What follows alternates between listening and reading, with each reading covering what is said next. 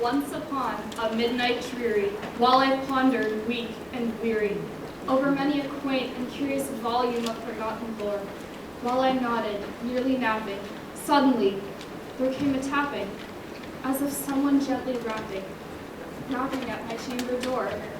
"'Tis some visitor," I muttered, "tapping at my chamber door. Only this, and nothing more."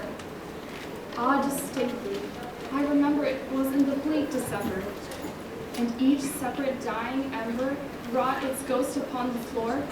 Eagerly I wished the morrow, really I had sought to borrow from my books surcease sorrow for the lost Lenore, for the rare and radiant maiden whom the angels named Lenore, nameless here forevermore. And the silken, sad, uncertain rustling of each purple curtain filled me with fantastic terrors never felt before, so that now, to still the beating of my heart, I stood repeating, to some visitor entreating entrance at my chamber door, some late visitor entreating entrance at my chamber door. This it is, and nothing more. Presently my soul grew stronger, hesitating then no longer. "Sir," said I, or "Madam, truly your forgiveness I implore, but the fact is I was napping, and so gently you came rapping, and so faintly you came tapping at my chamber door, that I scarce was sure I heard you. Here I opened wide the door, darkness there, and nothing more. Deep into the darkness peering, long I stood there, wondering, fearing, doubting, dreaming dreams no mortal ever dared to dream before. But the silence was unbroken, and the darkness gave no token, and the only word there spoken was the whispered word, Lenore. This I whispered, and an echo murmured back the word, Lenore, merely this, and nothing more.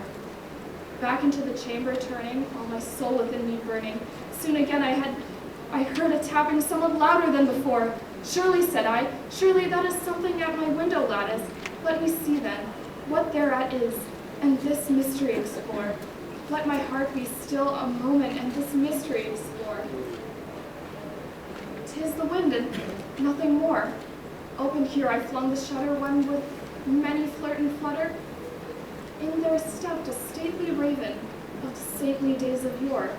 Not the least obeisance made he, none a minute stopped and stayed he, but with mine of lord or lady, perched above my chamber door, perched upon a bust of Pallas, just above my chamber door, perched and sat, and nothing more.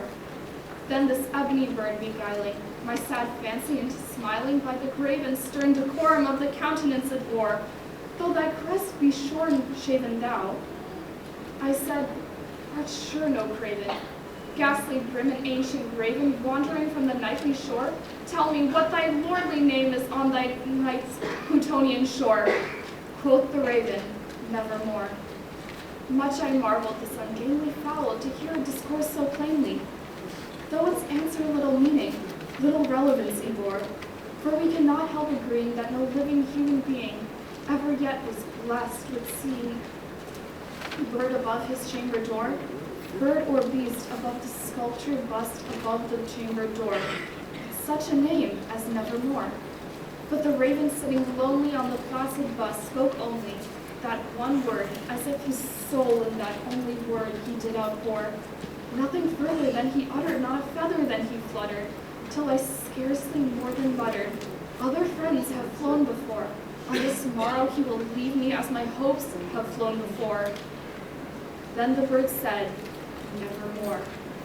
Startled at the stillness broken by reply so aptly spoken, "Doubtless," said I, "what it utters is not only stock and store, caught from some unhappy master whom unmerciful disaster followed fast and followed faster, till his songs one burden bore, till the dirges of his hope that melancholy burden bore of never, nevermore."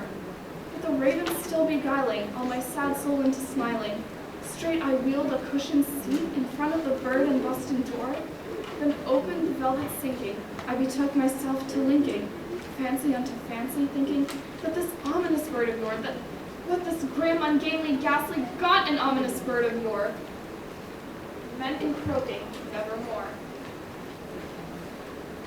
This I sat, engaged in guessing, but no syllable expressing. To the fowl whose fiery eyes now burned into my bosom's core, this and more I sat divining, with my head at ease reclining on the cushion's velvet lining, that the lamplight gloated o'er, but whose velvet violet lining with that lamplight gloating o'er, she shall press, nevermore.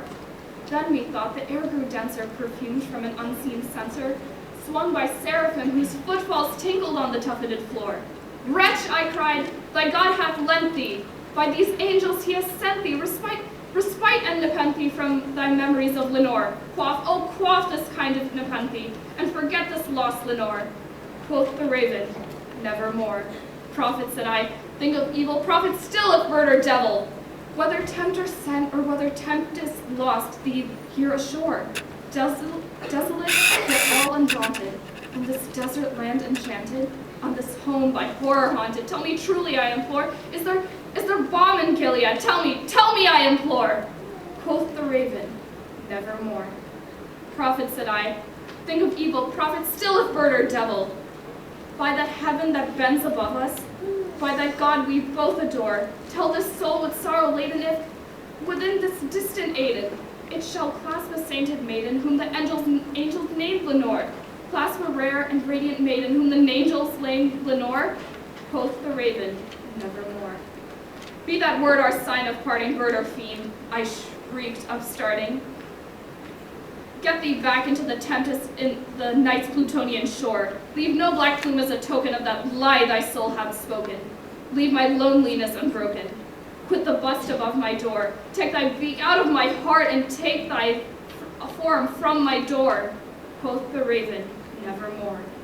And the raven never flitting, still is sitting on the pallid bust of Pallas, just above my chamber door, and his eyes have all the seeming of a demon's that is dreaming, and the lamplight o'er him streaming throws his shadow on the floor, and my soul from out the shadow that lies floating on the floor shall be lifted nevermore.